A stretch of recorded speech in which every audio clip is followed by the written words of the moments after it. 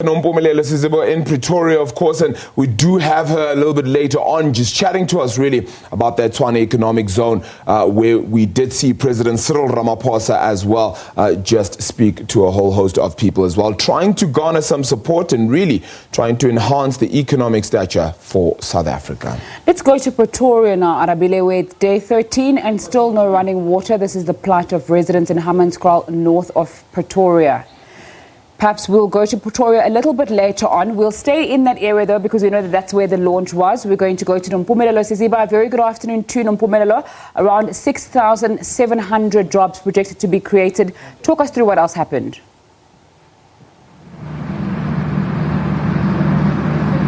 Thanks very much. Well, we're here in the beaming heat of Tshwane. We're here at the Tshwane Automotive Hub, which was launched by President Cyril Ramaphosa a short while ago.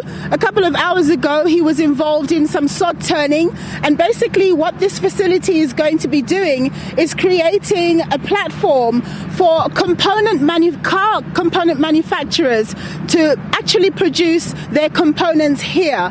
Now, the company which is going to be spearheading this, or is going to be the head tenant at this particular place, is the Ford Motor Company.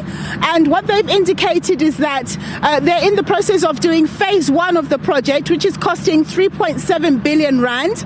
That's only phase one of the project, and that's hopefully going to be up and ready by around the end of 2020. So they say they've had interest from some 19 potential suppliers to have their manufacturing plants here, and they've actually agreed to at least 9 suppliers to come and produce here from 2021. It's going to benefit a lot of the local communities here. It's going to create some, when it's fully done, there are 3 phases. When it's fully done, it's going to create some 6,700 direct jobs. People from the Easterist area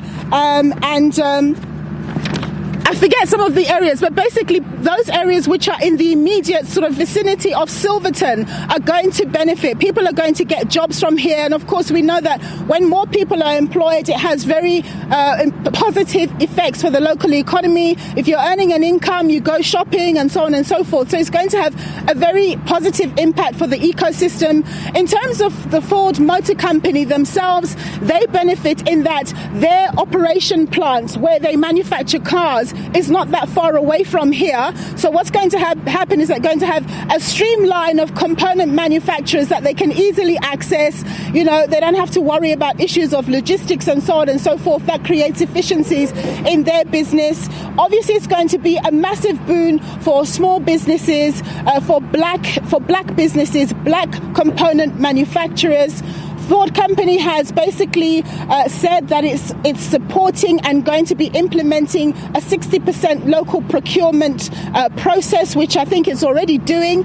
And of course, President Cyril Ramaphosa was here to grace the occasion and basically bless the event and say that he's very excited about the idea of 60% local procurement, because this is just one example of the South African economy getting the injection, the capital injection it needs to be able to create jobs and so on and so forth. And of course it comes on the eve of the investment summit, which is happening tomorrow.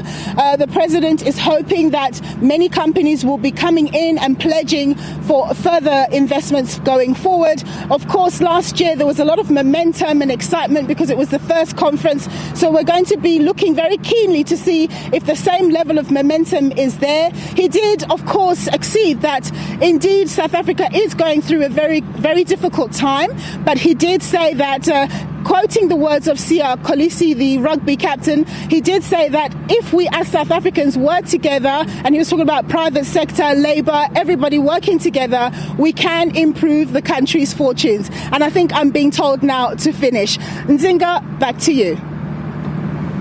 Thanks, Nompumelelo, giving us an update from the Tshwane Automotive Zone now.